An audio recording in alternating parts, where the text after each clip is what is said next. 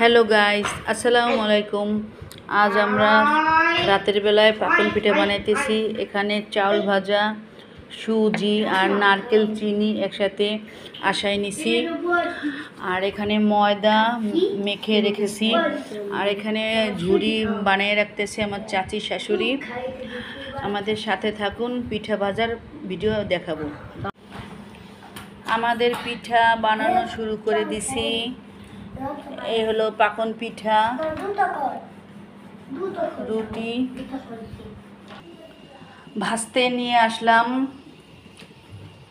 মাশাআল্লাহ, ভাজা শুরু করে দিলাম। আয়াত আয়মান পাগল হয়ে গেছে খাওয়ার জন্য পিঠা।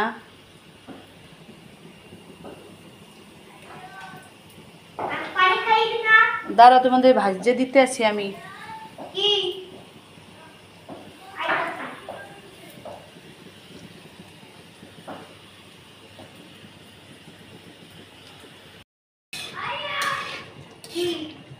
মাশাআল্লাহ, অনেক সুন্দর হয়েছে ভাজা কালার।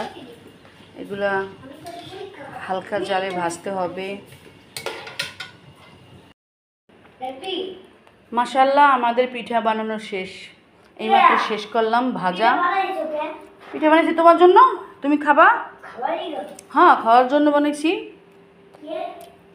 কে মানে কি বলে এগুলা?